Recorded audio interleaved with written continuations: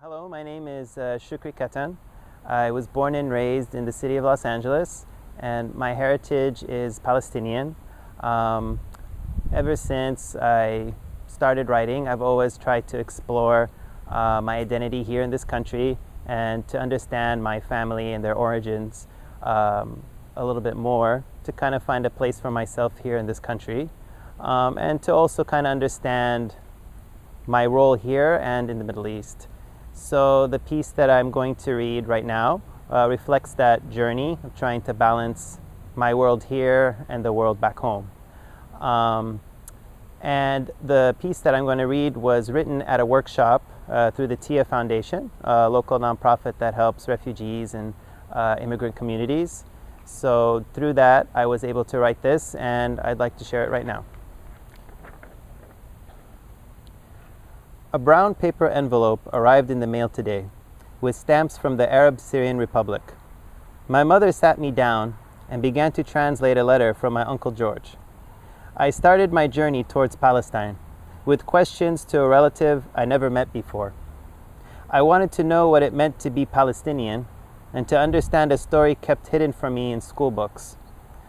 My mother began to read words that painted an image of a world I desperately wanted to connect with.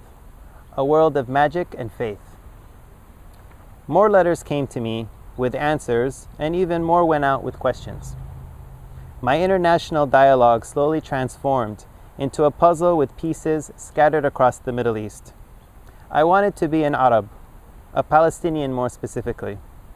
I thought it could make me feel whole and connect to a history of a people that I thought was mine to claim.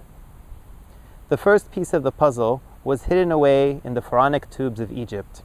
I scaled pyramids, dug through desert sands, and sailed across the Nile to find something that resembled me. Like a flash of golden light reaching up to the heavens from the earth, I transcended to another reality.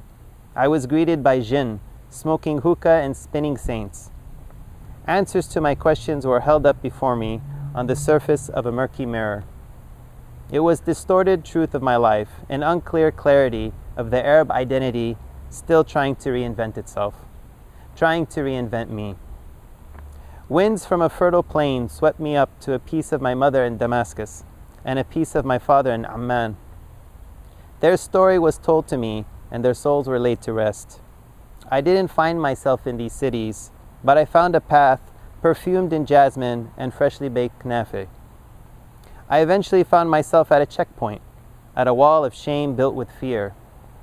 I was asked, "Who are you really?" I replied, "An unhyphenated American." I took out my passport, stamped with colors and experiences from different worlds. I took a moment to offer a prayer of gratitude for this opportunity to live as a citizen of the earth. I sent out another brown paper envelope with stamps from the United States of America. The letter was sent with my thanks, and enclosed was a picture of a man with no more questions to ask.